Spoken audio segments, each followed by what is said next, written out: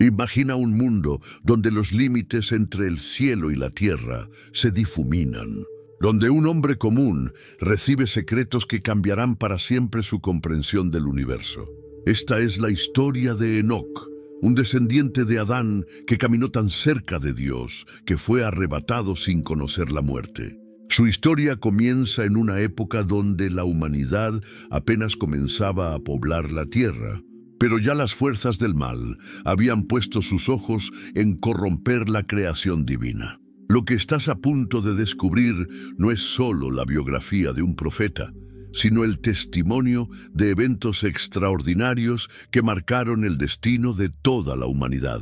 Prepárate para conocer las visiones que fueron tan poderosas que su libro fue prohibido durante siglos. En los primeros días de la humanidad, cuando la tierra aún era joven y las memorias del Edén permanecían frescas en el corazón de los hombres, vivió un hombre llamado Enoc. Su historia comienza en el libro de Génesis, capítulo 5, versículo 18, donde leemos: Jared vivió 162 años y engendró a Enoc. Este simple versículo marca el nacimiento de quien se convertiría en uno de los personajes más extraordinarios de toda la Biblia. Enoc no era un hombre cualquiera. Pertenecía al linaje de Set, el hijo que Dios había dado a Adán y Eva para reemplazar a Abel después de que Caín lo asesinara. Esta línea genealógica era especial porque mantenía viva la adoración al verdadero Dios. Mientras la descendencia de Caín se alejaba cada vez más del Creador, construyendo ciudades y desarrollando artes mundanas, los descendientes de Set conservaban la fe y el temor reverente hacia el Altísimo. El nombre Enoc significa dedicado o consagrado, y esto no era casualidad. Desde su nacimiento, este hombre estaba destinado a algo grande. Su padre Jared había vivido 962 años, siendo testigo de cómo la humanidad se multiplicaba y se extendía por la tierra. Pero entre todos sus contemporáneos, Enoc brillaba como una estrella en la oscuridad. Lo que hacía diferente a Enoc de los otros hombres de su tiempo era algo que la Biblia describe de manera muy particular. En Génesis 5:22, encontramos estas palabras sorprendentes. Y caminó Enoc con Dios, después que engendró a Matusalén 300 años y engendró hijos e hijas. Esta expresión, caminó con Dios, no se usa para describir a ningún otro personaje de esa época de la misma manera. Caminar con Dios significaba mucho más que simplemente creer en Él o adorarlo de vez en cuando. Implicaba una comunión constante, una relación íntima y personal con el Creador del universo. Mientras otros hombres vivían sus vidas enfocados en los asuntos terrenales, Enoc había encontrado algo mucho más valioso: la presencia misma de Dios. Esta relación especial no pasó desapercibida. En una época donde la maldad comenzaba a crecer sobre la tierra, Enoc se mantenía puro y fiel. Su corazón no se había corrompido con los deseos del mundo, no buscaba riquezas, no se dejaba llevar por la violencia que comenzaba a extenderse, ni participaba en las prácticas impías que otros habían adoptado. La diferencia entre Enoc y los hombres de su época era como la diferencia entre la luz y las tinieblas. Mientras la mayoría de las personas se alejaban gradualmente de Dios, Enoc se acercaba cada día más. Esta cercanía con lo divino lo preparaba para algo extraordinario que estaba por venir. La vida de Enoc cambió para siempre en un momento que marcaría no solo su destino, sino el destino de toda la humanidad.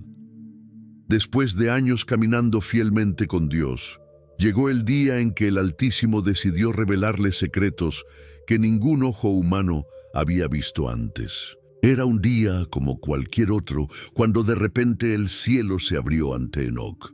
No fue una experiencia gradual o sutil, sino un encuentro poderoso y transformador que sacudió cada fibra de su ser. Los velos que separan el mundo visible del invisible se corrieron, y Enoc pudo ver más allá de lo que cualquier mortal había contemplado jamás.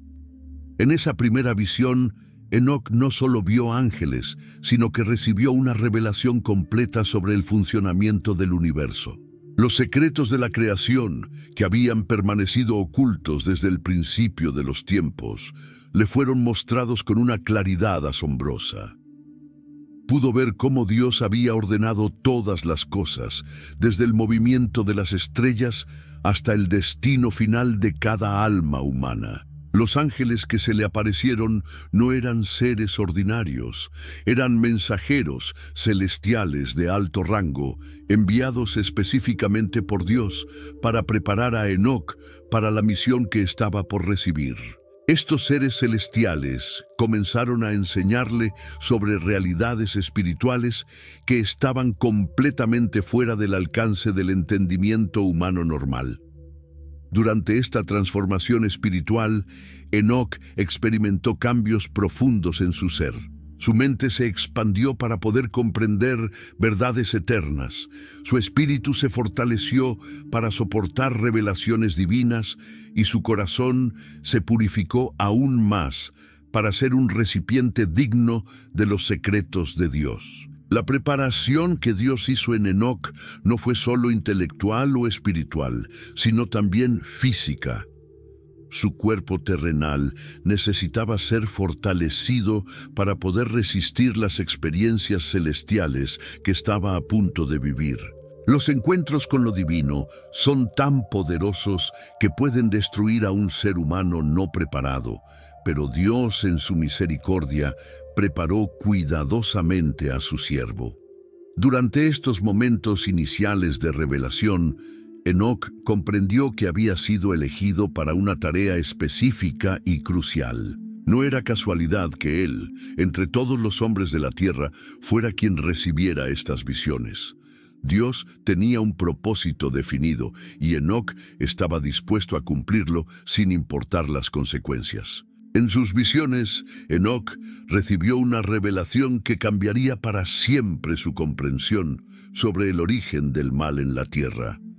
Los ángeles le mostraron algo que había permanecido oculto: la historia de los vigilantes, un grupo de 200 ángeles que habían abandonado su posición celestial para descender a la tierra. Estos no eran ángeles ordinarios, sino seres de alto rango que habían sido puestos como guardianes para observar a la humanidad desde el cielo. Su trabajo era velar por los hombres y reportar a Dios sobre sus actividades. Pero algo terrible había sucedido. Habían visto a las hijas de los hombres y las habían deseado, rompiendo así las leyes divinas que separaban el mundo celestial del terrenal. El lugar donde se reunieron para planear su rebelión fue el Monte Hermón, una montaña alta y majestuosa que se alzaba como un puente entre el cielo y la tierra. Allí, estos 200 ángeles se congregaron bajo el liderazgo de varios jefes, siendo Semiaza el principal entre ellos. Junto a él estaban otros líderes poderosos como Azazel, Araquiel, Rameel, Cocabiel, Tamiel, Ramiel, Danel, Ezequiel, Barquijal, Asael, Armaros, Batarel, Ananel, Saquiel, Samsapil, Satarel, Turel, Jomjael y Sariel. Cada uno de estos nombres representa no solo a un individuo, sino a un líder de una facción de ángeles rebeldes. Semiaza, cuyo nombre significa el que ve el nombre, era quien comandaba toda la operación. Azazel, cuyo nombre significa Dios fortalece, sería quien enseñaría a los hombres las artes más destructivas. Lo más impactante de esta revelación era el juramento que habían hecho. Conscientes de la magnitud de su traición, estos ángeles sabían que necesitaban unirse en un pacto inquebrantable. Se juramentaron mutuamente, comprometiéndose a llevar a cabo su plan sin importar las consecuencias. Cada uno prometió no abandonar la empresa hasta completarla, y sellarían su destino común con maldiciones sobre cualquiera que tratara de echarse atrás. Este juramento no era solo entre ellos, sino que invocaba fuerzas oscuras para sellarlo. Era un pacto profano que los unía en su rebelión contra Dios y los comprometía a corromper la creación divina. Sabían perfectamente que estaban violando las leyes más sagradas del universo, pero su deseo había cegado su juicio. El momento de su descenso fue calculado cuidadosamente. Esperaron hasta que la humanidad se hubiera multiplicado lo suficiente como para que hubiera muchas mujeres hermosas sobre la tierra. No fue un acto impulsivo, sino una rebelión planificada y deliberada contra el orden establecido por Dios. Una vez que los vigilantes descendieron a la tierra, comenzaron inmediatamente su obra de corrupción. No se conformaron con simplemente convivir con los humanos, sino que empezaron a enseñarles conocimientos que estaban prohibidos para la humanidad. Era como si hubieran abierto una caja de Pandora, liberando sabiduría que los hombres no estaban preparados para manejar. Azazel fue quien lideró la enseñanza de las artes más destructivas. Enseñó a los hombres a fabricar espadas, cuchillos, escudos y corazas. Antes de su llegada, los conflictos entre los humanos se resolvían con herramientas simples o con las manos, pero ahora tenían acceso a armas diseñadas específicamente para matar de manera más eficiente. La violencia se multiplicó exponencialmente en toda la tierra, pero la corrupción no se detuvo en las armas. Otros ángeles enseñaron diferentes tipos de conocimiento prohibido. Algunos instruyeron a las mujeres en el arte de fabricar joyas, brazaletes, adornos y cosméticos. Enseñaron el uso de antimonio para pintar los ojos y toda clase de piedras preciosas para la decoración personal.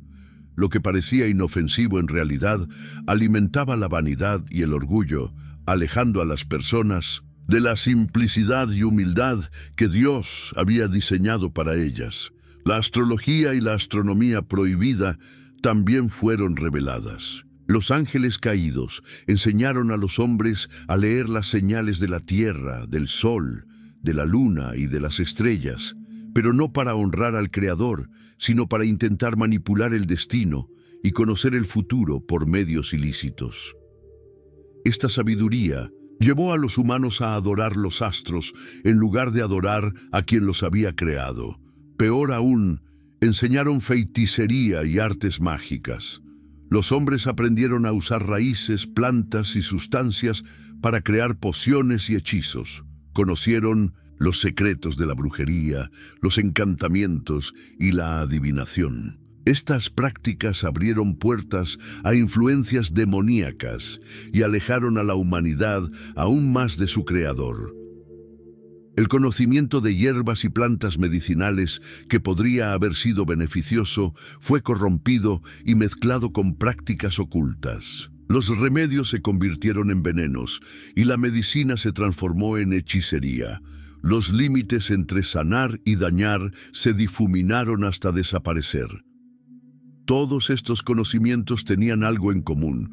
Prometían poder y control sobre las circunstancias, pero en realidad esclavizaban a quienes los practicaban. Los humanos, que habían sido creados para depender de Dios y vivir en armonía con su creación, ahora buscaban dominar y manipular todo a su alrededor usando medios que Dios había prohibido.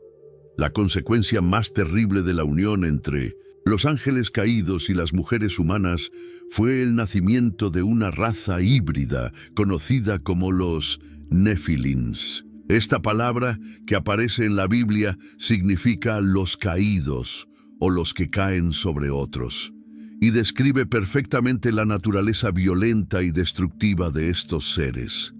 Estos no eran niños ordinarios. Desde el momento de su nacimiento era evidente que algo estaba terriblemente mal. Crecían a una velocidad antinatural, alcanzando tamaños gigantescos que aterrorizaban a toda la población. Según las revelaciones que Enoc recibió, algunos de estos gigantes llegaron a medir 300 codos de altura, lo que equivale a aproximadamente 135 metros, más altos que cualquier edificio de la época. Su apetito era tan desmesurado como su tamaño. Comenzaron consumiendo toda la comida que los humanos podían producir, agotando rápidamente los recursos de las comunidades donde vivían. Cuando la comida normal ya no era suficiente para satisfacerlos, su hambre los llevó por caminos aún más oscuros.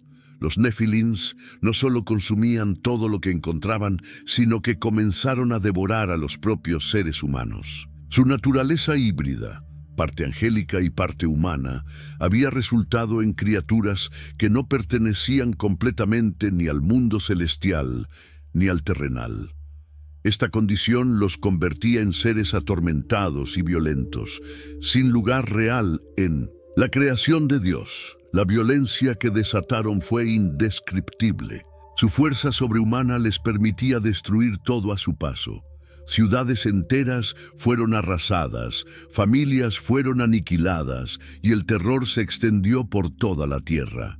No conocían la compasión ni la misericordia, pues sus corazones estaban llenos de maldad desde su nacimiento. Pero su influencia destructiva no se limitaba solo a la violencia física. Su presencia misma corrompía el orden natural de las cosas. La tierra, que había sido creada para sostener a la humanidad en armonía, ahora gemía bajo el peso de estos seres abominables que no debían existir. Los Nephilims también enseñaron más violencia a los humanos normales. Su ejemplo de brutalidad y desprecio por la vida se extendió como una plaga entre las personas, que comenzaron a imitar sus comportamientos destructivos. La civilización, que había comenzado a desarrollarse de manera ordenada, se sumió en el caos y la barbarie. Mientras la maldad se extendía como un cáncer por toda la tierra, algo extraordinario comenzó a suceder. La creación misma empezó a clamar por justicia. No solo los seres humanos justos elevaban sus voces al cielo pidiendo liberación, sino que la propia tierra se había convertido en un testigo que gritaba al Creador por el horror que estaba presenciando.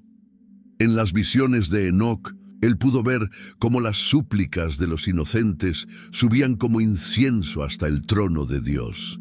Cada lágrima derramada por una madre que había perdido a sus hijos, cada grito de dolor de un padre que veía destruir su familia, cada oración desesperada de los pocos que aún se mantenían fieles a Dios, todo llegaba hasta los oídos del Altísimo.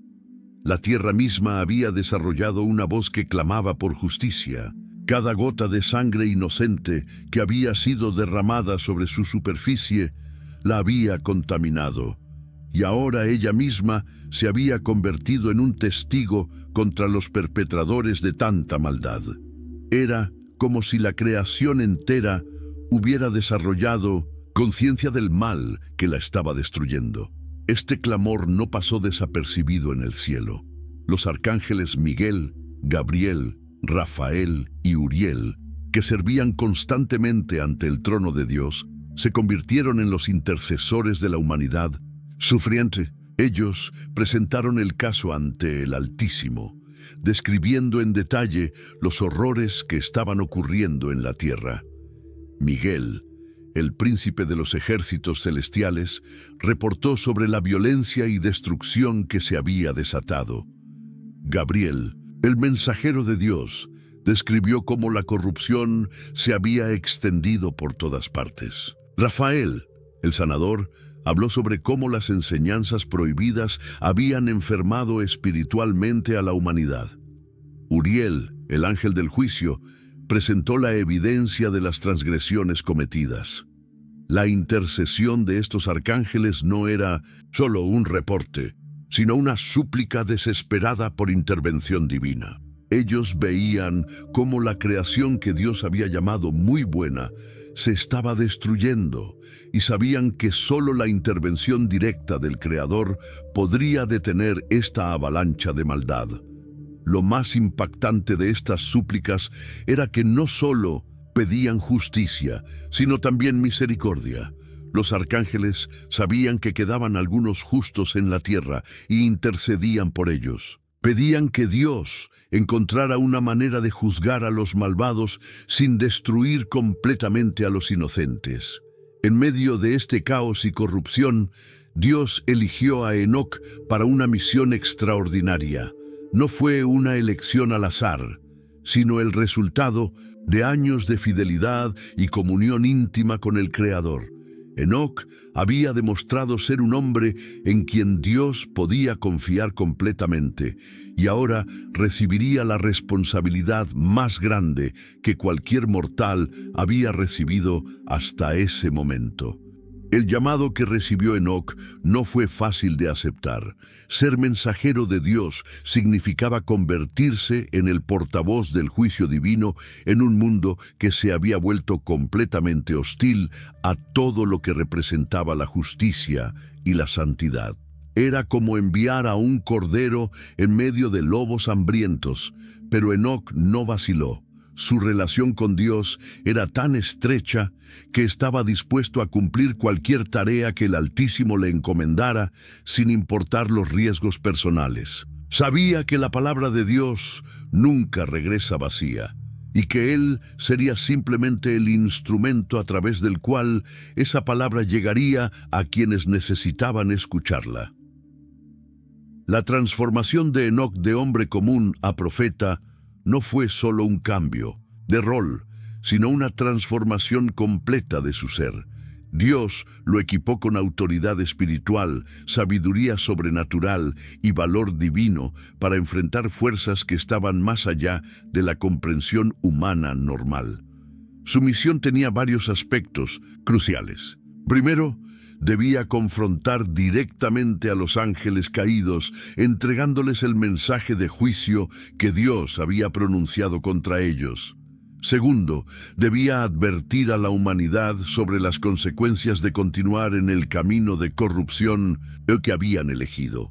Tercero, debía preservar y transmitir las revelaciones que había recibido para las generaciones futuras. La responsabilidad que pesaba sobre los hombros de Enoc era inmensa. No se trataba solo de entregar un mensaje, sino de ser el último llamado de advertencia antes de que cayera el juicio divino sobre la tierra. Era literalmente la diferencia entre la vida y la muerte para millones de personas.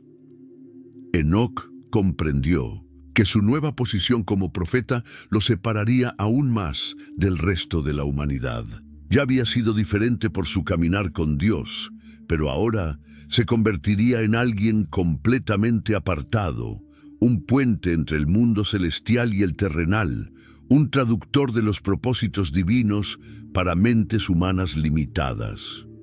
El momento más extraordinario en la vida de Enoc llegó cuando Dios decidió llevarlo en una jornada espiritual que ningún ser humano había experimentado antes. No fue simplemente una visión o un sueño, sino un arrebatamiento real donde su espíritu fue transportado a los lugares celestiales para recibir revelaciones directas del trono de Dios. Esta experiencia comenzó de manera sobrenatural. En un instante, Enoc se encontró separado de su cuerpo físico y elevado a alturas que desafiaban toda comprensión humana. No había escaleras como las que Jacob vería más tarde en sus sueños, ni carros de fuego como los que llevarían a Elías. Simplemente por el poder de Dios, Enoc fue transportado a través de los cielos. Durante este arrebatamiento, Enoc pudo ver la estructura completa del universo desde una perspectiva divina. Los cielos no eran simplemente un espacio vacío, sino que estaban organizados en niveles y dimensiones que servían propósitos específicos en el plan de Dios. Cada nivel tenía sus propios habitantes angelicales, sus propias funciones y su propia gloria. El momento culminante de esta jornada fue cuando Enoc llegó ante el trono mismo de Dios. La descripción de lo que vio allí está más allá de las palabras humanas, pero involucró una gloria tan intensa que cualquier ser mortal habría sido consumido instantáneamente. Solo por la gracia y protección especial de Dios pudo Enoc soportar estar en la presencia del Altísimo. En este encuentro cara a cara con el Creador, Enoc recibió las primeras revelaciones sobre eventos futuros que afectarían no solo a su generación, sino a toda la historia de la humanidad. Vio el plan completo de Dios para lidiar con la corrupción que había infectado la tierra, incluyendo detalles sobre juicios venideros y la eventual restauración de todas las cosas. Estas revelaciones no fueron dadas de una sola vez, sino que marcaron el comienzo de una serie de encuentros divinos que continuarían a lo largo de la vida de Enoc. Cada visión construía sobre la anterior, creando un panorama completo de los propósitos eternos de Dios para la humanidad. Lo más impactante de esta primera jornada espiritual fue la realización de que Enoc había sido elegido para ser testigo ocular de eventos que determinarían el destino de toda la raza humana. No era simplemente un observador pasivo, sino un participante activo en el desarrollo del plan divino para la redención del mundo. Después de haber sido testigo de la gloria del trono divino, Enoc recibió una revelación que lo llenó tanto de temor como de asombro. Dios le mostró exactamente cuál sería el destino de los 200 ángeles que habían abandonado su posición celestial para corromper la tierra. La justicia divina no permanecería en silencio para siempre, y el momento del juicio había llegado. En esta visión poderosa, Enoc vio cómo la sentencia divina había sido pronunciada contra cada uno de los vigilantes caídos. No sería un castigo temporal ni una corrección educativa, sino una condenación eterna que reflejaba la gravedad de su traición. Estos seres que una vez habían estado en la presencia del Altísimo, que habían conocido la gloria celestial y habían sido testigos del poder creador de Dios, ahora enfrentarían las consecuencias de su rebelión deliberada. El lugar de su castigo fue revelado a Enoc con detalles que lo estremecieron. Los ángeles caídos serían aprisionados en valles profundos y oscuros, lugares donde la luz del sol jamás penetraría y donde el silencio sería roto únicamente por sus propios lamentos. Estos no eran simplemente calabozos físicos, sino prisiones espirituales diseñadas específicamente para contener seres de naturaleza angelical. La descripción que Enoc recibió sobre estos lugares de tormento era aterradora. Eran abismos sin fondo donde el fuego ardía constantemente, pero no proporcionaba luz, donde la oscuridad era tan densa que podía sentirse como una sustancia sólida. Los ángeles caídos estarían encadenados con cadenas eternas, imposibles de romper incluso con su fuerza sobrenatural. Lo más impactante de esta revelación era que el castigo ya había comenzado para algunos de los líderes principales. Azazel, quien había enseñado a los hombres las artes de la guerra y la violencia, ya había sido atado de pies y manos y arrojado en la oscuridad del desierto de Dudael. Allí permanecería hasta el día del gran juicio, cuando sería arrojado al fuego eterno. Semyaza y todos sus compañeros fueron condenados a ver la destrucción de sus hijos amados, los Nefilins, antes de ser ellos mismos aprisionados por 70 generaciones bajo las colinas de la tierra. Tendrían que presenciar cómo todo lo que habían creado y corrompido sería borrado de la faz de la tierra, sin poder hacer nada para impedirlo. El juicio divino no se limitaba solo al aprisionamiento. Los ángeles caídos perderían para siempre su capacidad de interceder ante Dios, su acceso a los lugares celestiales y su poder sobre las fuerzas naturales. Se convertirían en seres completamente despojados de toda autoridad y dignidad, reducidos a la condición de prisioneros eternos, esperando su destrucción final. Una de las revelaciones más devastadoras que Enoc recibió fue la visión completa del juicio que vendría sobre toda la tierra a través del agua. Dios le mostró cómo la corrupción se había extendido tanto que ya no era posible salvar a la civilización existente, y sería necesario comenzar de nuevo con un remanente puro. En estas visiones, Enoc vio las aguas cubrir toda la superficie de la tierra, desde las montañas más altas hasta los valles más profundos. No sería una inundación ordinaria causada por lluvias excesivas o desbordamiento de ríos, sino un cataclismo divino donde las mismas fuentes del gran abismo se abrirían y las ventanas de los cielos se romperían simultáneamente. La imagen que se le mostró era tanto hermosa como terrible. El agua, que había sido creada por Dios como fuente de vida, se convertiría en instrumento de purificación total. Cada montaña desaparecería bajo las aguas, cada ciudad construida por manos humanas sería borrada, y cada rastro de la civilización corrompida quedaría sepultado bajo las olas. Pero en medio de esta visión de destrucción total, Enoc vio también un rayo de esperanza. Dios le reveló que habría un hombre justo llamado Noé, descendiente de la misma línea piadosa de Set, quien sería preservado junto con su familia. Este hombre recibiría instrucciones específicas para construir un arca que resistiría las aguas del diluvio.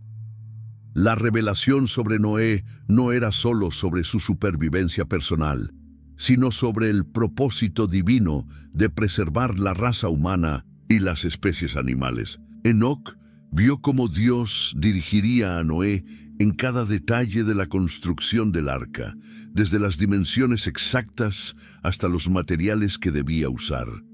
Cada medida tenía un propósito específico en el plan divino de salvación. Las visiones también mostraron a Enoc el tiempo exacto que duraría este juicio. Las aguas cubrirían la tierra durante 150 días y luego comenzarían a retroceder gradualmente hasta que finalmente el arca se posaría sobre las montañas de Ararat. Serían necesarios más meses antes de que la tierra estuviera completamente seca y lista para ser habitada nuevamente. Lo más sobrecogedor de estas profecías era la comprensión de que este diluvio no sería solo un evento de limpieza física, sino espiritual. Las aguas lavarían no solamente los cuerpos de los malvados, sino que purificarían la tierra misma de toda la contaminación que había resultado de la unión antinatural entre ángeles y humanos. Enoc vio también cómo los espíritus de los nefilins, que no tenían lugar ni en el cielo ni en el infierno debido a su naturaleza híbrida, vagarían por la tierra como demonios después de que sus cuerpos físicos fueran destruidos en el diluvio. Esta sería una consecuencia permanente de la rebelión angelical que afectaría a la humanidad durante toda su historia posterior. En uno de los momentos más extraordinarios de sus visiones celestiales, Enoc fue llevado a contemplar el mismo jardín donde había comenzado la historia humana.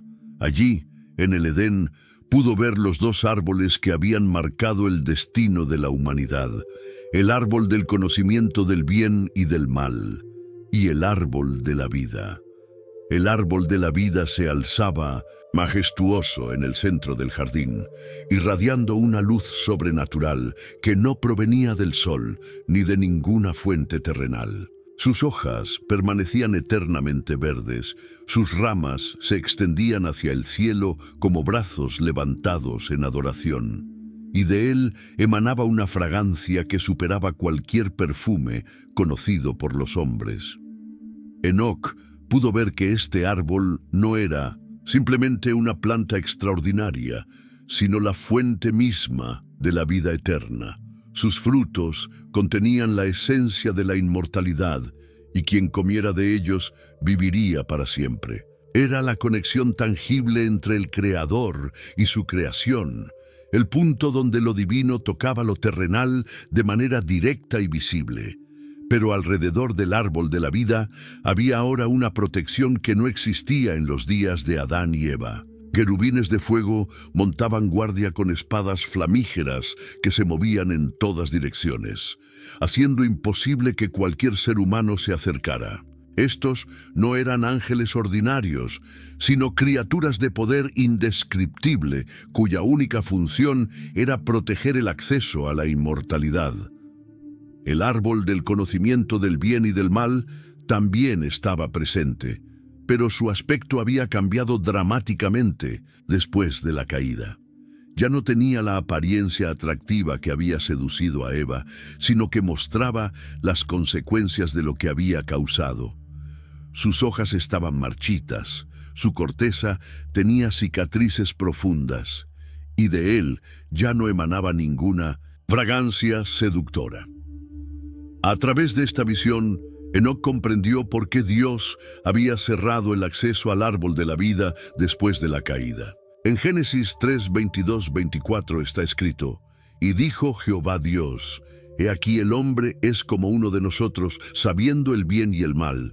Ahora pues que no alargue su mano, y tome también del árbol de la vida, y coma, y viva para siempre. Y lo sacó Jehová del huerto del Edén, para que labrase la tierra de que fue tomado. Echó pues fuera al hombre, y puso al oriente del huerto del Edén querubines y una espada encendida que se revolvía por todos lados para guardar el camino del árbol de la vida». La sabiduría divina había impedido que la humanidad caída obtuviera la inmortalidad en su estado pecaminoso. Si Adán y Eva hubieran comido del árbol de la vida después de pecar, habrían quedado atrapados para siempre en su condición corrompida, sin posibilidad de redención. La muerte, aunque dolorosa, se había convertido en una misericordia que limitaba el alcance del sufrimiento humano. Enoc vio también que el acceso al árbol de la vida no estaba perdido para siempre. En el plan eterno de Dios había una promesa de restauración, un tiempo futuro cuando los justos podrían nuevamente acercarse a la fuente de la vida eterna. Pero esto solo sería posible después de que se resolviera completamente el problema del pecado. Las revelaciones más asombrosas que Enoc recibió tenían que ver con la estructura misma del universo y los secretos de cómo Dios había organizado y toda la creación. Lo que vio superaba cualquier conocimiento que los hombres de su época pudieran haber imaginado y establecía principios que permanecerían válidos por toda la eternidad. Enoc fue llevado a contemplar los 7 cielos, cada uno con su propia función específica en el orden divino. El primer cielo era donde se movían las nubes, donde los vientos cumplían sus tareas y donde la lluvia se formaba para nutrir la tierra. Era el cielo más cercano a los humanos, el que podían ver con sus ojos naturales cada día.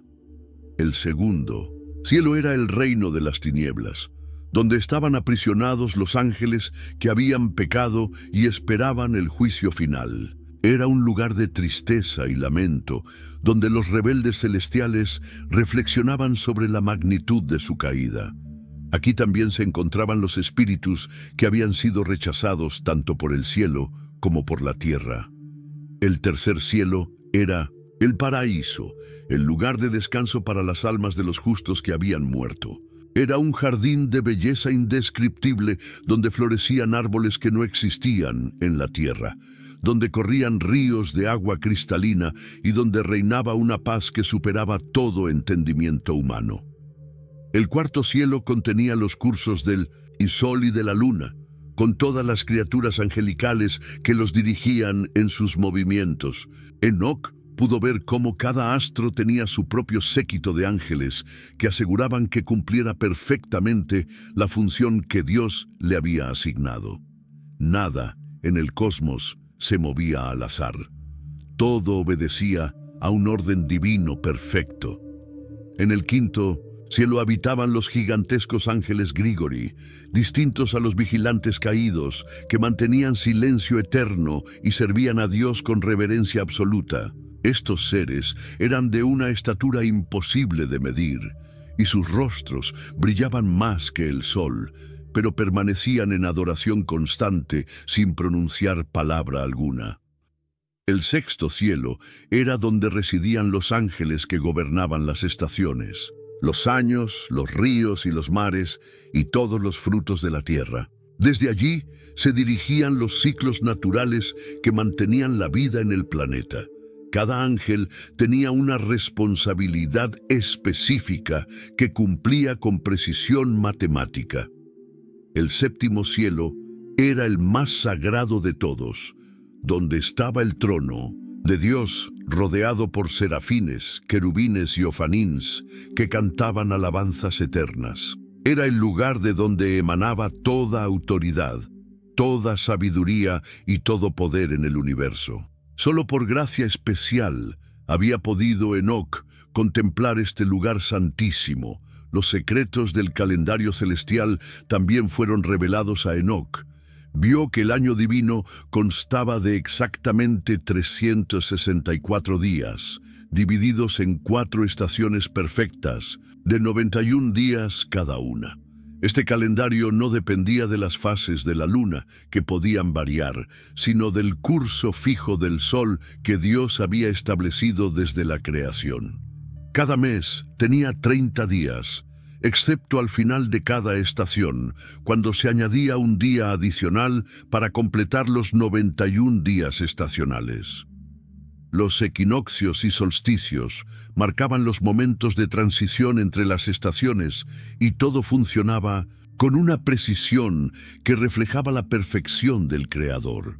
Una de las revelaciones más profundas que Enoc recibió fue sobre el destino de las almas humanas después de la muerte. Fue llevado a contemplar el Sheol, el lugar donde van los espíritus de todos los que han muerto, y lo que vio allí transformó para siempre su comprensión sobre la vida después de la muerte.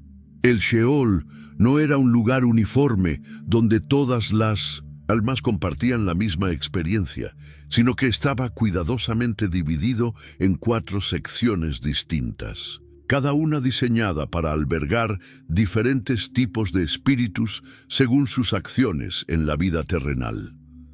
La primera división era un lugar de luz y refrigerio donde estaban los espíritus de los justos que habían muerto. Aquí había una fuente de agua clara y brillante, y los que se encontraban allí experimentaban paz y esperanza. Sabían que su condición no era permanente, sino que esperaban la resurrección y la recompensa eterna que Dios había prometido a quienes le habían servido fielmente. La segunda sección era para aquellos que habían vivido vidas mixtas, ni completamente justos, ni completamente malvados. Estos espíritus experimentaban un estado intermedio donde había tanto sufrimiento como esperanza. No tenían la paz completa de los justos, pero tampoco el tormento total de los malvados. La tercera división era un lugar de tormento para los malvados que habían muerto sin arrepentimiento. Aquí había fuego que ardía constantemente, pero no consumía, y los espíritus experimentaban dolor perpetuo como resultado de sus acciones en la tierra. Sin embargo, este no era aún su castigo final, sino solo el comienzo de lo que enfrentarían en el juicio final. La cuarta y más terrible sección estaba reservada para aquellos que habían cometido los pecados más graves y habían sido particularmente crueles en la tierra. Aquí el tormento era intensificado, y estos espíritus sabían con certeza que no había esperanza de redención para ellos. Su destino final sería la destrucción eterna. Lo que más impactó a Enoc fue darse cuenta de que cada alma sabía exactamente por qué estaba en la sección que le correspondía. No había confusión ni injusticia. Cada espíritu reconocía que su destino era el resultado directo de las decisiones que había tomado durante su vida en la tierra. Enoc también vio que había ángeles especiales encargados de cada sección del Sheol.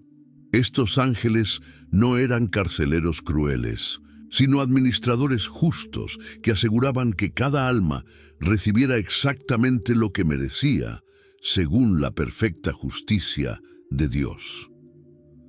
La revelación más esperanzadora de esta visión fue que los espíritus de los justos no permanecerían para siempre. En el Sheol, Enoc vio que llegaría un día cuando estos espíritus serían liberados y recibirían cuerpos glorificados para vivir eternamente en la presencia de Dios.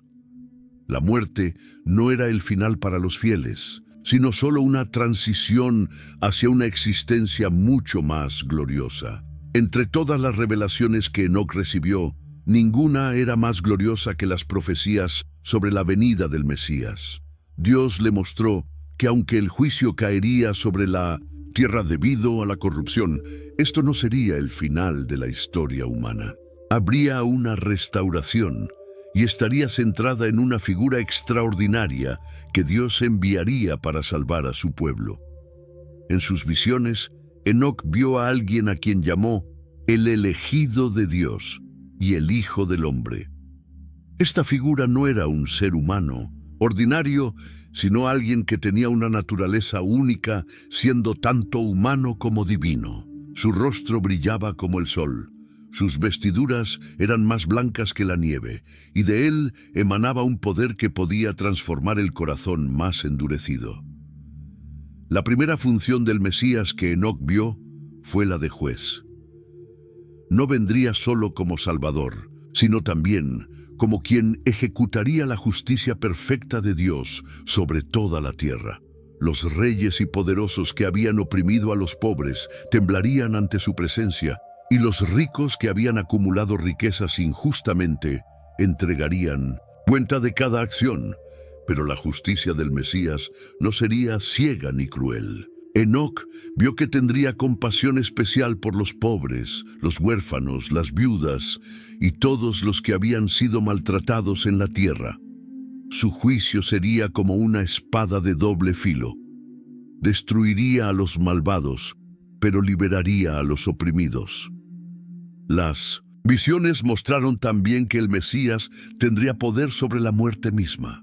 Los justos que habían muerto resucitarían a una nueva vida, recibiendo cuerpos incorruptibles que nunca más conocerían dolor, enfermedad o muerte. Sería una transformación tan completa que los resucitados serían semejantes a los ángeles. En gloria y poder, el reino que el Mesías establecería no sería temporal como los reinos humanos, sino eterno. En Enoc capítulo 49, versículos 2-4 se describe: porque es elegido delante del Señor de los Espíritus según su beneplácito. Y la palabra del Señor de los Espíritus permanecerá delante de él para siempre. En él habitan el espíritu de sabiduría, el espíritu de inteligencia, el espíritu de enseñanza y de poder, y el espíritu de aquellos que durmieron en justicia.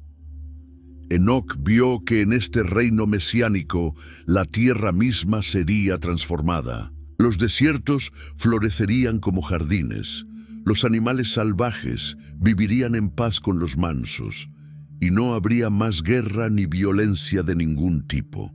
Sería como un retorno al Edén, pero aún más glorioso porque los habitantes tendrían conocimiento completo del bien y del mal, y sin embargo elegirían siempre el bien.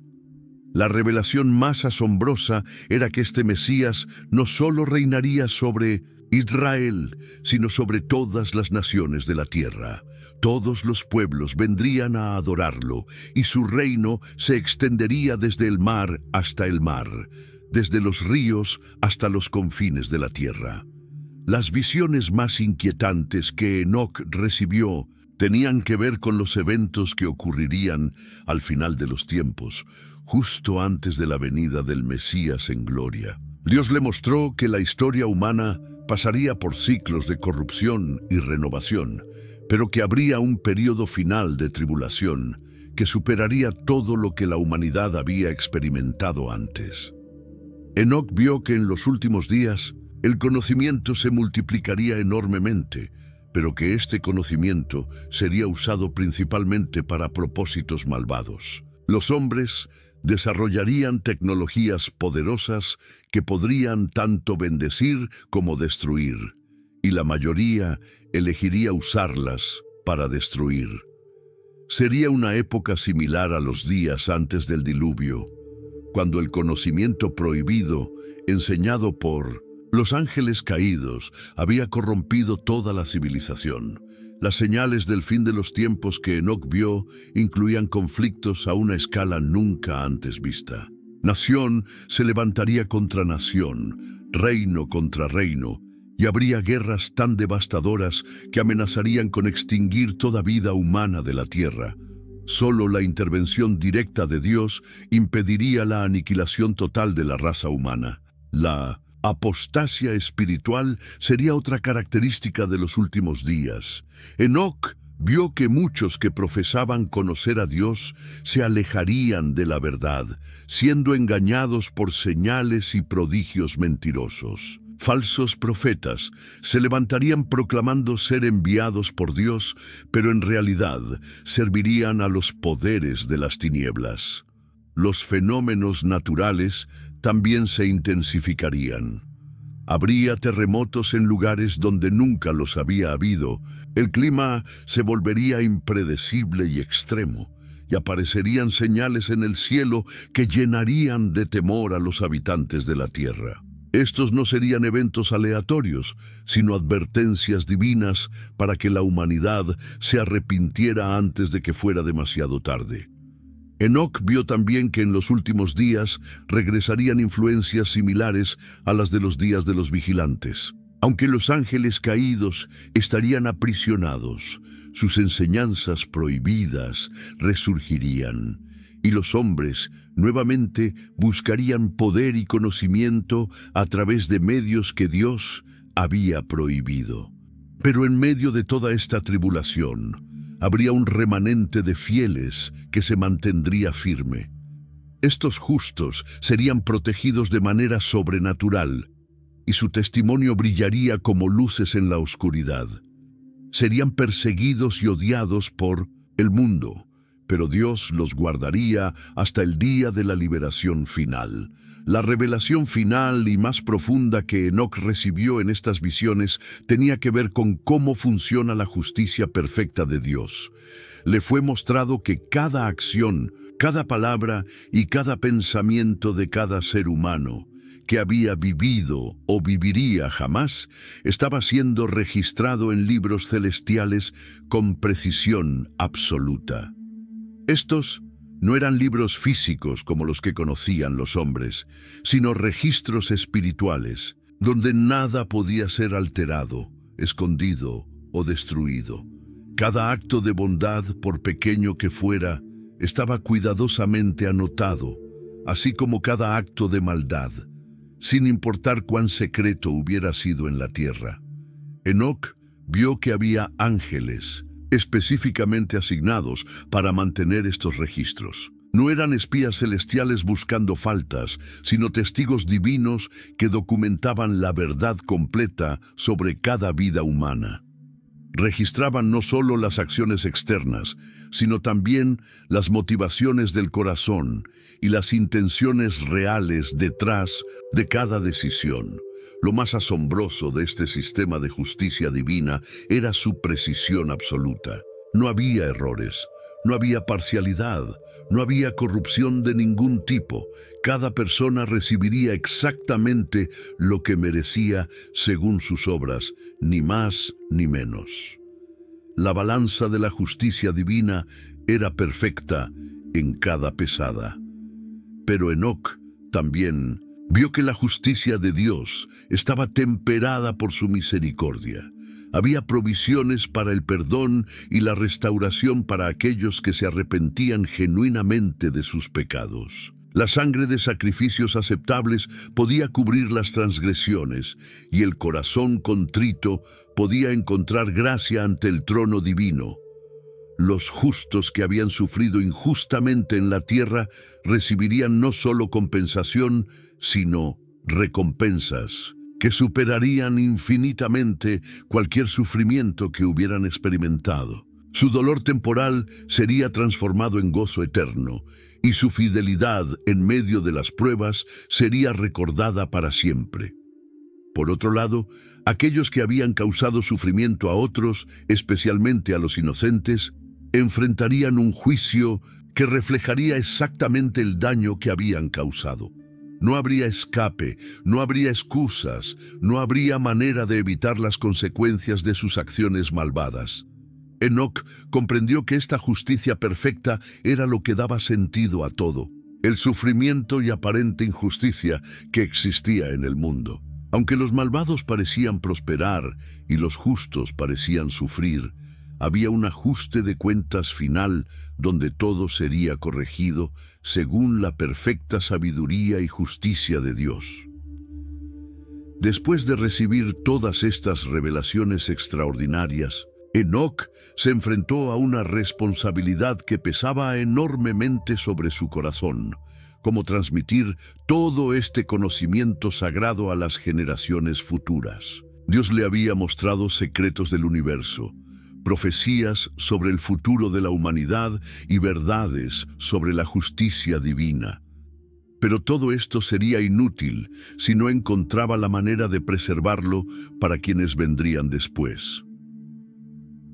El elegido para recibir esta herencia espiritual fue Matusalén, el hijo de Enoc. Este no era simplemente el hijo mayor o el más inteligente, sino alguien que había demostrado tener el corazón adecuado para manejar responsabilidades tan sagradas.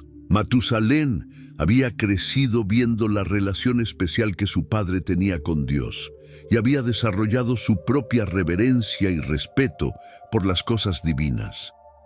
La transmisión de estos conocimientos no fue un evento de una sola ocasión, sino un proceso cuidadoso que se extendió durante años. Enoc sabía que su tiempo en la tierra estaba llegando a su fin, no porque fuera a morir como otros hombres, sino porque Dios lo llamaría así de una manera especial. Por eso, cada día que pasaba con Matusalén era precioso y tenía que ser aprovechado al máximo. Las instrucciones que Enoc dejó a su hijo eran muy específicas y detalladas. Primero, le enseñó la importancia de mantener puro el linaje de Set, asegurándose de que las futuras generaciones no se contaminaran con las prácticas corruptas que habían infectado al resto de la humanidad. Esta pureza no era solo física, sino espiritual y moral. Matusalén recibió también instrucciones precisas sobre cómo preservar los escritos que contenían las visiones de su padre. Estos no eran textos ordinarios que podían ser copiados por cualquier escriba, sino documentos sagrados que requerían un manejo especial. Cada palabra tenía que ser preservada exactamente como había sido revelada, sin adiciones ni omisiones. Una de las enseñanzas más importantes que Enoc transmitió a Matusalén tenía que ver con el calendario celestial que había visto en 1900 Saal. Sus visiones.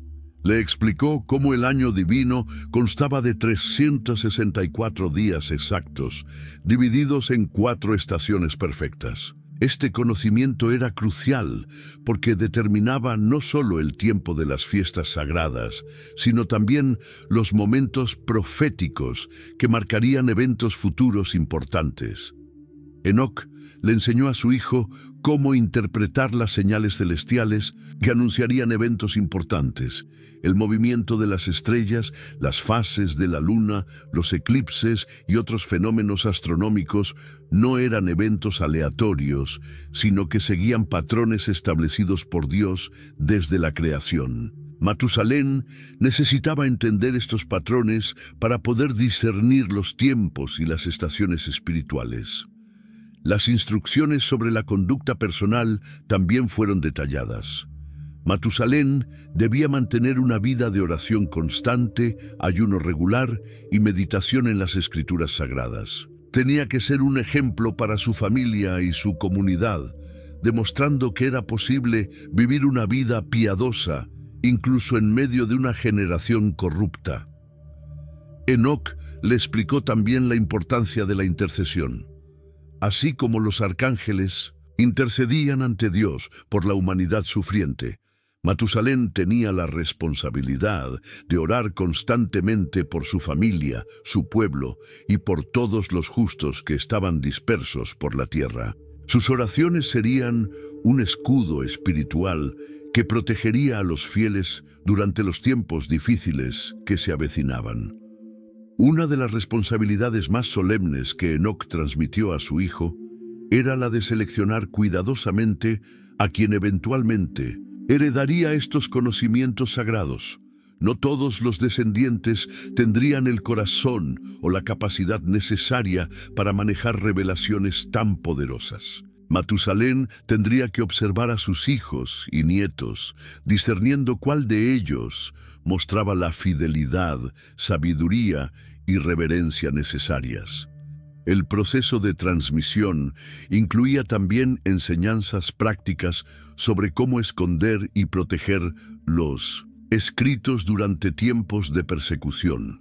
Enoc sabía por revelación divina que vendrían épocas cuando los poderes malignos intentarían destruir estos documentos sagrados. Por eso, enseñó a Matusalén técnicas especiales para preservar los textos, incluyendo métodos para hacer múltiples copias y esconderlas en lugares seguros. Siglos después de que Enoc fuera arrebatado por Dios, sus escritos comenzaron a ejercer una influencia profunda en el pensamiento religioso del pueblo judío. Durante el período conocido como el Segundo Templo, que se extendió desde el regreso del exilio babilónico hasta la destrucción de Jerusalén por los romanos, el libro de Enoc se había convertido en una de las obras más estudiadas y veneradas entre ciertos grupos religiosos. Los esenios de Qumrán fueron quienes más abrazaron las enseñanzas contenidas en el libro de Enoc. Esta comunidad, que se había separado del judaísmo principal debido a desacuerdos sobre la pureza del templo y la correcta interpretación de las Escrituras, encontró en las visiones de Enoc una confirmación de sus propias creencias sobre la corrupción que había infectado a la religión oficial. En las cuevas, cerca del Mar Muerto, los esenios preservaron cuidadosamente múltiples copias del libro de Enoc en arameo y hebreo. Para ellos, este no era simplemente un libro interesante o inspirador, sino una escritura sagrada que complementaba perfectamente los libros de Moisés y los profetas. Consideraban que las revelaciones de Enoc proporcionaban contexto crucial para entender eventos mencionados brevemente en el Génesis. La descripción que Enoc hacía de los vigilantes caídos y su corrupción de la humanidad resonaba profundamente con la experiencia de los esenios. Ellos veían paralelismos claros entre la corrupción antigua que había llevado al diluvio y la corrupción que percibían en el judaísmo de su época. Para ellos, el libro de Enoc no era historia antigua, sino una advertencia contemporánea sobre los peligros de apartarse del camino puro establecido por Dios. El calendario de 364 días que Enoc había revelado se convirtió en la base del sistema calendárico esenio. Rechazaron el calendario lunar de 354 días que usaba el templo oficial, considerándolo una corrupción del sistema divino original. Esta diferencia calendárica no era solo técnica, sino que tenía implicaciones profundas sobre cuándo debían celebrarse las fiestas sagradas y cuándo debían ofrecerse los sacrificios. Las enseñanzas escatológicas del libro de Enoc también influyeron enormemente en las expectativas mesiánicas de los esenios. Las descripciones de Enoc sobre el juicio final La resurrección de los justos y el establecimiento del reino mesiánico formaron gran parte de la base teológica para las esperanzas que esta comunidad tenía sobre el futuro de Israel. Otros textos apócrifos e intertestamentarios también mostraron la influencia clara del libro de Enoc. El libro de los Jubileos, por ejemplo, expandió las genealogías de Génesis, siguiendo patrones establecidos en las visiones de Enoc. El testamento de los 12 patriarcas incorporó elementos de la angelología enoquiana, y varios textos apocalípticos posteriores adoptaron el estilo literario y las imágenes proféticas que Enoc había establecido. La tradición rabínica también preservó elementos de las enseñanzas de Enoc, aunque de manera más cautelosa. Algunos rabinos citaban tradiciones enoquianas al explicar pasajes difíciles del Génesis, especialmente aquellos relacionados con los hijos de Dios que se unieron con las hijas de los hombres. Sin embargo, siempre mantenían cierta distancia, tratando estas tradiciones como midrash, interpretación, más que como escritura canónica. El concepto enoquiano de los demonios como espíritus de los nefilins muertos se integró profundamente en el pensamiento judío posterior. Esta explicación del origen de los poderes malignos que atormentaban a la humanidad proporcionaba una respuesta coherente a preguntas teológicas complejas sobre la existencia del mal en un mundo creado por un Dios bueno.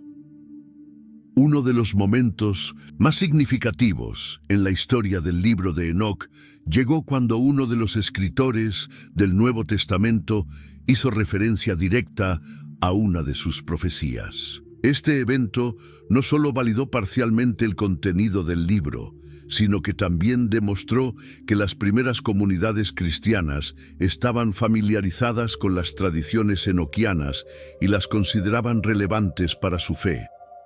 El apóstol Judas, hermano de Santiago y medio hermano de Jesús según la carne, escribió una carta breve pero poderosa, dirigida a las iglesias cristianas que estaban enfrentando problemas con falsos maestros.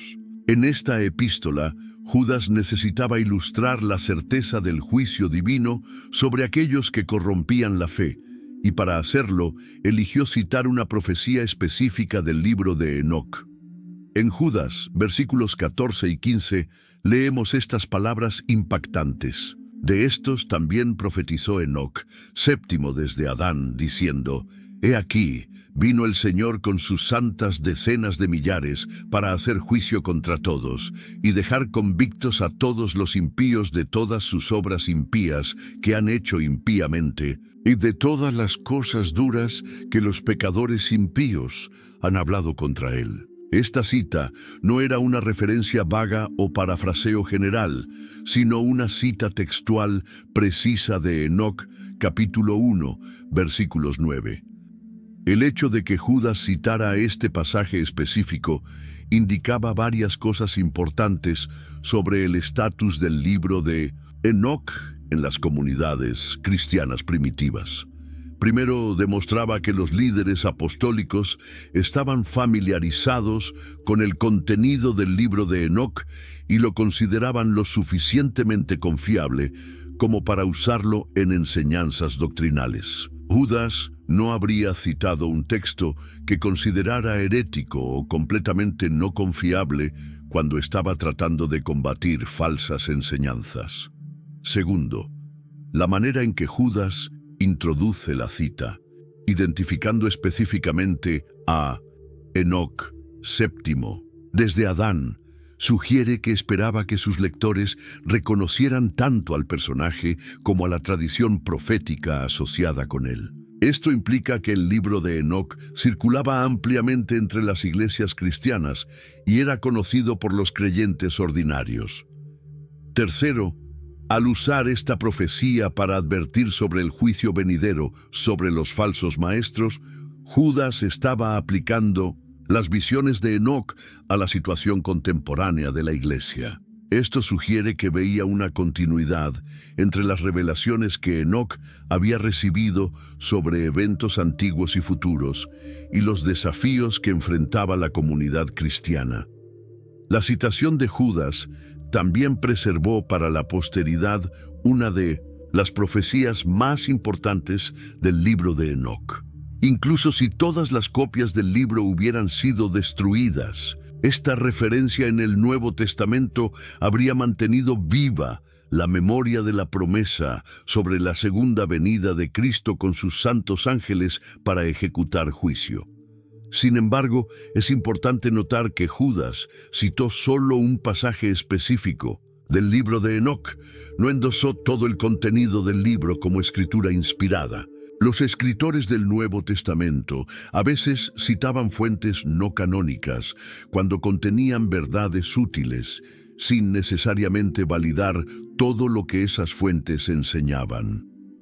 La referencia de Judas también plantea preguntas interesantes sobre cómo los primeros cristianos entendían la relación entre las revelaciones veterotestamentarias, las tradiciones intertestamentarias y las nuevas revelaciones que habían recibido a través de Cristo y sus apóstoles. Claramente no veían estas como categorías completamente separadas, sino como parte de un continuo de revelación divina. A medida que el cristianismo se extendía por el mundo greco-romano y comenzaba a desarrollar estructuras doctrinales más formales, surgieron preguntas serias sobre el estatus del libro de Enoc y otros textos similares. Los líderes de la iglesia primitiva se encontraron en la difícil posición de evaluar una amplia variedad de escritos que afirmaban tener autoridad religiosa. Los padres de la iglesia de los primeros siglos tenían opiniones divididas sobre el libro de Enoc.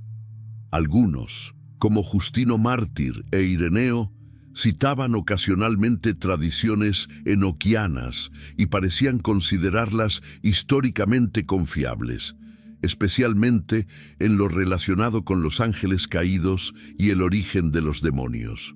Clemente de Alejandría fue uno de los defensores más notables del libro de Enoc durante el siglo II.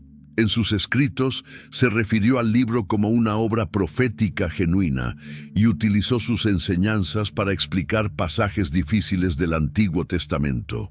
Para Clemente, el libro de Enoc proporcionaba información valiosa sobre el período entre Adán y Noé que no estaba disponible en otras fuentes. Sin embargo, otros líderes eclesiásticos comenzaron a expresar dudas sobre la autenticidad del libro. Una de las preocupaciones principales era la cuestión de la autoría. ¿Podía realmente un libro escrito, obviamente siglos después de Enoc, haber sido compuesto por el patriarca antediluviano? Los críticos argumentaban que el estilo literario, el lenguaje y las referencias culturales del libro reflejaban periodos históricos mucho más tardíos. Jerónimo, el famoso traductor de la Biblia al latín, expresó escepticismo sobre el libro de Enoc. Aunque reconocía que el apóstol Judas lo había citado, argumentaba que esto no necesariamente validaba todo el contenido del libro. Jerónimo estaba particularmente preocupado por algunas de las descripciones más elaboradas de la cosmología celestial, que consideraba especulativas y potencialmente distractivas de verdades más fundamentales. Agustín de Hipona también expresó reservas sobre el libro de Enoc. En su obra La ciudad de Dios, Agustín argumentó que aunque las tradiciones sobre Enoc podían contener elementos históricos verdaderos, el libro tal como existía en su época probablemente contenía adiciones y elaboraciones posteriores que lo hacían poco confiable como fuente autoritativa. Una de las preocupaciones teológicas más serias era que el libro de Enoc presentaba algunas enseñanzas que parecían contradecir o complicar doctrinas cristianas establecidas. Por ejemplo, la descripción detallada de múltiples niveles de cielo y la elaborada jerarquía angelical planteaban preguntas sobre cómo estos conceptos se relacionaban con las enseñanzas más simples del Nuevo Testamento. Los debates sobre el libro de Enoc también estaban influenciados por preocupaciones pastorales prácticas. Algunos líderes de la Iglesia observaron que ciertos grupos heréticos utilizaban el libro para apoyar enseñanzas aberrantes sobre la naturaleza de Cristo, la salvación o la vida cristiana. Esto creó una asociación negativa entre el libro y las desviaciones doctrinales. La cuestión del determinismo también era problemática.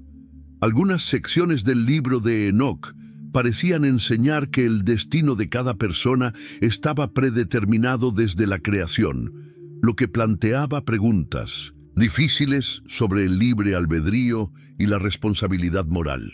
Los líderes de la Iglesia estaban preocupados de que estas enseñanzas pudieran llevar a la desesperación o al antinomianismo. El proceso mediante el cual el libro de Enoc fue excluido del canon bíblico no fue el resultado de una sola decisión, sino el producto de un largo proceso de evaluación que se extendió durante varios siglos. Los criterios utilizados para determinar qué libros debían incluirse en las escrituras cristianas oficiales fueron aplicados rigurosamente al libro de Enoc y finalmente resultaron en su exclusión. Uno de los criterios más importantes para la canonicidad era la apostolicidad. Los libros del Nuevo Testamento tenían que haber sido escritos por apóstoles o por personas que trabajaron directamente con apóstoles. Aunque el libro de Enoc había sido citado por el apóstol Judas, esto no era suficiente para establecer autoría apostólica del libro mismo. El criterio de la ortodoxia también fue aplicado estrictamente. Los libros canónicos tenían que estar en armonía completa con las enseñanzas centrales de la fe cristiana, tal como habían sido transmitidas por los apóstoles. Aunque muchas partes del libro de Enoc eran compatibles con la doctrina cristiana, ciertas secciones contenían elementos que los líderes de la Iglesia consideraban problemáticos o innecesariamente especulativos. La antigüedad fue otro factor crucial. Los libros del Antiguo Testamento tenían que haberse originado en el período apropiado de la historia israelita, y los del Nuevo Testamento tenían que datar del período apostólico. Aunque el libro de Enoc afirmaba gran antigüedad, la evidencia interna sugería fuertemente que había sido compuesto durante el período intertestamentario.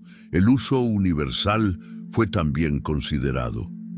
Los libros canónicos tenían que haber sido ampliamente aceptados y utilizados por las iglesias en diferentes regiones geográficas. Aunque el libro de Enoc era conocido y respetado en muchas comunidades, su uso no era tan universal como el de otros textos que fueron incluidos en el canon. Los concilios eclesiásticos que se reunieron durante los siglos IV y V para formalizar el canon bíblico tomaron estas consideraciones muy seriamente. El concilio de Hipona en 393 d.C. y el concilio de Cartago en 397 d.C. produjeron listas de libros canónicos que no incluían el libro de Enoc, estableciendo así un precedente que sería seguido por la mayoría de las iglesias cristianas. Sin embargo, es importante notar que la exclusión del canon no significaba que el libro fuera considerado completamente sin valor. Muchos líderes de la Iglesia continuaron viéndolo como un documento histórico interesante que contenía tradiciones antiguas valiosas, aunque no inspirado al mismo nivel que las escrituras canónicas. La clasificación del libro de Enoc como literatura pseudepigráfica reflejaba el reconocimiento de que, aunque podía contener tradiciones históricas auténticas sobre el patriarca Enoc, el libro tal como existía había sido compuesto por autores posteriores que escribieron bajo el nombre de Enoc para dar autoridad a sus escritos. Esta categorización no era única del libro de Enoc. Muchos otros textos del período intertestamentario fueron clasificados de manera similar. La literatura pseudepigráfica era reconocida como un género literario legítimo que servía a propósitos importantes, pero que no cumplía los criterios específicos requeridos para la inclusión canónica. Mientras que la mayoría de las iglesias cristianas excluían el libro de Enoc de sus cánones bíblicos oficiales, hubo una notable excepción que preservó este texto antiguo a través de los siglos. La Iglesia Ortodoxa Etíope no solo mantuvo el libro de Enoc como parte de su canon, sino que lo consideró tan importante como cualquier otro libro del Antiguo Testamento. Etiopía había sido uno de los primeros países en adoptar el cristianismo como religión oficial. Según la tradición, el eunuco etíope mencionado en Hechos capítulo 8 llevó la fe cristiana de regreso a su país después de su encuentro con el apóstol Felipe. Esta temprana adopción del cristianismo significaba que la iglesia etíope había desarrollado sus tradiciones y prácticas de manera relativamente independiente de los centros cristianos en Roma, Constantinopla y otras ciudades del Imperio Romano. La preservación del libro de Enoc en la tradición etíope no fue accidental. Los cristianos etíopes veían una conexión especial entre su propia historia y las narrativas contenidas en el libro. Algunas tradiciones locales sostenían que el Arca de la Alianza había sido llevada a Etiopía y permanecía allí, estableciendo un vínculo directo entre su tierra y la historia sagrada de Israel. El idioma Ge'ez, en el cual fue preservado el texto etíope del libro de Enoc, se convirtió en la lengua sagrada de la iglesia etíope, similar al papel del latín en la iglesia occidental o del griego en las iglesias orientales. Los manuscritos en Ge'ez del libro de Enoc se copiaron meticulosamente generación tras generación, manteniendo la integridad del texto a través de más de 1000 años. Para la iglesia etíope, el libro de Enoc no era simplemente un texto interesante o históricamente valioso, sino escritura sagrada que merecía el mismo respeto y veneración que los libros de Moisés o los Salmos. Se leía regularmente en los servicios de adoración, se citaba en sermones y se utilizaba para enseñanza doctrinal. La inclusión del libro de Enoc en el canon etíope también reflejaba una comprensión diferente de los criterios para la canonicidad. La iglesia etíope puso mayor énfasis en la antigüedad de las tradiciones y menor énfasis en la aceptación universal por parte de otras iglesias. Su aislamiento geográfico y político les permitió mantener prácticas que habían sido abandonadas en otros lugares. Los monasterios etíopes se convirtieron en centros importantes para la preservación y copia del libro de Enoc. Los monjes dedicaban años de sus vidas a copiar cuidadosamente estos textos sagrados, asegurándose de que cada palabra fuera transmitida fielmente. Desarrollaron técnicas especializadas de caligrafía y iluminación que convertían estos manuscritos en obras de arte, además de documentos religiosos. La tradición oral etíope también preservó muchas enseñanzas basadas en el libro de Enoc. Los sacerdotes y maestros religiosos memorizaban largos pasajes del libro y los incorporaban en sus enseñanzas orales. Esto creó una doble capa de preservación, tanto escrita como oral. Durante los siglos de aislamiento que siguieron a la expansión islámica, que cortó las conexiones entre Etiopía y el resto del mundo cristiano, la iglesia etíope se convirtió en el único custodio del texto completo del libro de Enoc. Sin su fidelidad en preservar estos manuscritos, es probable que el libro se hubiera perdido completamente para la historia. El redescubrimiento del libro de Enoc por parte del mundo occidental fue uno de los eventos más emocionantes en los estudios bíblicos modernos. Durante siglos, los eruditos europeos habían conocido referencias al libro en fuentes antiguas, pero no tenían acceso al texto completo. La única evidencia de su existencia eran las citas fragmentarias en los padres de la Iglesia y la referencia en la epístola de Judas. El punto de inflexión llegó en el siglo XVIII cuando el explorador escocés James Bruce viajó a Etiopía y descubrió que la iglesia local poseía copias completas del libro de Enoc en Ge'ez. Bruce logró obtener 3 manuscritos y los llevó de regreso a Europa, donde causaron sensación en los círculos académicos. La primera traducción del libro de Enoc a una lengua europea moderna fue realizada por Richard Lawrence, quien publicó una traducción inglesa en 1821 basada en uno de los manuscritos de Bruce. Esta traducción abrió el libro de Enoc a un público mucho más amplio y despertó un interés renovado en la literatura apocalíptica judía. Sin embargo, el redescubrimiento más dramático del libro de Enoc llegó en el siglo XX con los hallazgos en Qumran. Cuando los rollos del Mar Muerto fueron descubiertos comenzando en 1947, los arqueólogos encontraron fragmentos de múltiples copias del libro de Enoc en arameo y hebreo. Estos hallazgos confirmaron que el libro había circulado ampliamente en Palestina durante el período del Segundo Templo.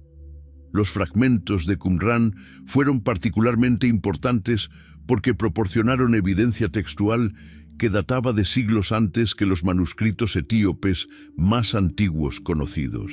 Esto permitió a los eruditos verificar la precisión de la transmisión textual etíope y confirmó que la Iglesia etíope había preservado fielmente el contenido del libro antiguo. La traducción de R.H. Charles a principios del siglo XX se convirtió en la versión estándar en inglés durante décadas y fue instrumental en hacer el libro de Enoc accesible a eruditos y lectores generales por igual. Charles no solo tradujo el texto, sino que proporcionó un comentario detallado que ayudó a contextualizar el libro dentro de la literatura judía del período intertestamentario. El desarrollo de la crítica textual moderna permitió a los eruditos comparar los diferentes manuscritos etíopes, los fragmentos de Qumran y las citas patrísticas para reconstruir el texto original del libro de Enoc con mayor precisión. Este trabajo reveló que el libro tal como lo conocemos hoy es en realidad una colección de 5 libros separados que fueron compilados juntos en algún momento de la antigüedad. El interés académico en el libro de Enoc se intensificó aún más con el desarrollo de los estudios de literatura apocalíptica como un campo separado de investigación. Los eruditos reconocieron que el libro de Enoc era uno de los ejemplos más antiguos y más influyentes de este género literario, y que había ejercido una influencia significativa en el desarrollo tanto del judaísmo tardío como del cristianismo primitivo. Las traducciones modernas a múltiples idiomas han hecho el libro de Enoc accesible a audiencias globales por primera vez en siglos. Estas traducciones han estado acompañadas por estudios académicos detallados que han iluminado el contexto histórico, las influencias culturales y la significancia teológica del libro. En la era moderna, el libro de Enoc ha encontrado audiencias completamente nuevas y ha generado controversias que los antiguos autores nunca podrían haber anticipado.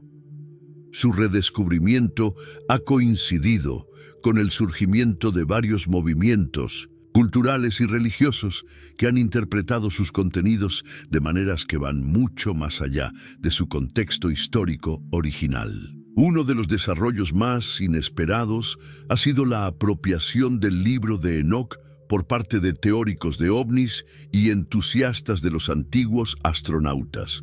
Estos grupos han reinterpretado las descripciones de los vigilantes descendiendo del cielo y enseñando tecnología avanzada a los humanos como evidencia de visitación extraterrestre en la antigüedad.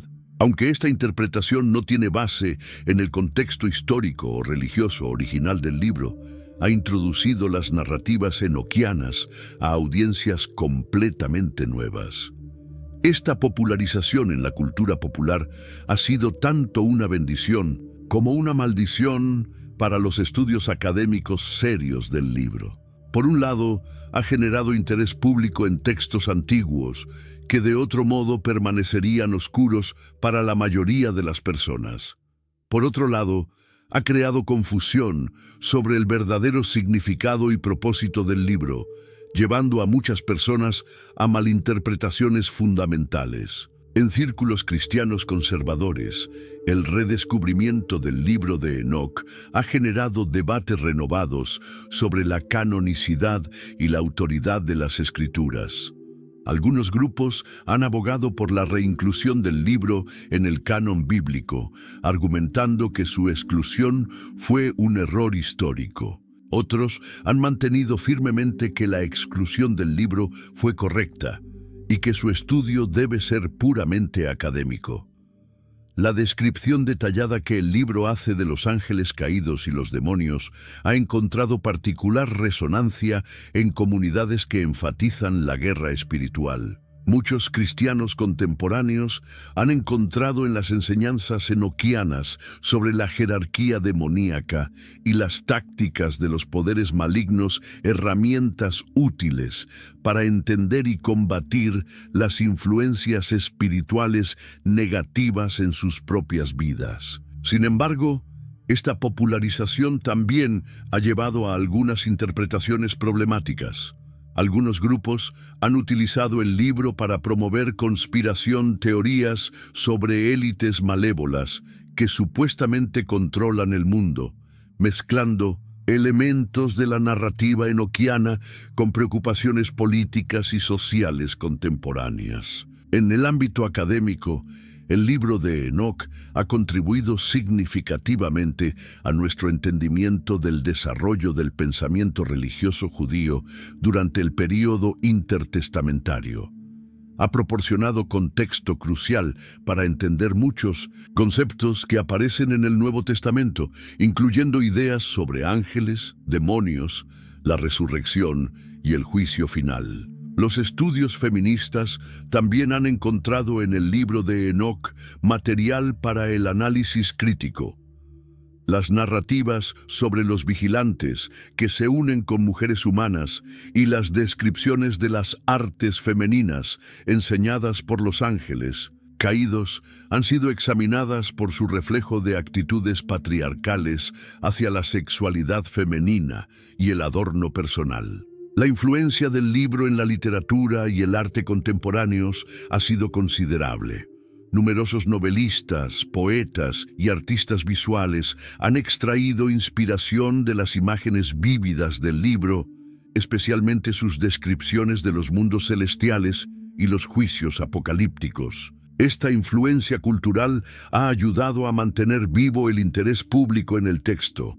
En términos de relevancia teológica contemporánea, el libro de Enoc continúa planteando preguntas importantes sobre la naturaleza del mal, el sufrimiento humano y la justicia divina. Sus explicaciones sobre el origen del mal en el mundo a través de la rebelión angelical ofrecen una perspectiva alternativa a otros enfoques teológicos a estos problemas perennes. El calendario enoquiano de 364 días también ha encontrado defensores modernos que argumentan que es superior al calendario gregoriano actual y más en armonía con los ritmos naturales de la creación. Algunos grupos religiosos han adoptado este calendario para determinar las fechas de observancia de festivales bíblicos, creyendo que refleja más fielmente el sistema temporal establecido por Dios en la creación. Las controversias sobre el libro también se extienden a cuestiones de traducción e interpretación. Diferentes traducciones han enfatizado aspectos distintos del texto, y los desacuerdos sobre cómo interpretar ciertos pasajes han llevado a debates académicos intensos. Estas discusiones reflejan la complejidad inherente de trabajar con textos antiguos que provienen de contextos culturales y lingüísticos muy diferentes. En el mundo digital contemporáneo, el libro de Enoc ha encontrado nueva vida en plataformas en línea donde puede ser estudiado, discutido y distribuido de maneras que nunca fueron posibles antes. Esto ha democratizado el acceso al texto, pero también ha facilitado la proliferación de interpretaciones no académicas y especulativas. La influencia del libro en los estudios bíblicos contemporáneos no puede ser subestimada. Ha proporcionado contexto crucial para entender el trasfondo conceptual de muchas enseñanzas del Nuevo Testamento, especialmente aquellas relacionadas con la escatología, la angelología y la demonología. Los eruditos ahora reconocen que muchos conceptos que una vez se pensaba que eran únicamente cristianos, en realidad tenían raíces en tradiciones judías anteriores preservadas en textos como el libro de Enoc. Al mismo tiempo, el libro continúa planteando desafíos interpretativos significativos. Sus descripciones fantásticas de viajes celestiales, su cosmología compleja y sus profecías detalladas sobre eventos futuros requieren herramientas hermenéuticas sofisticadas para ser entendidas apropiadamente.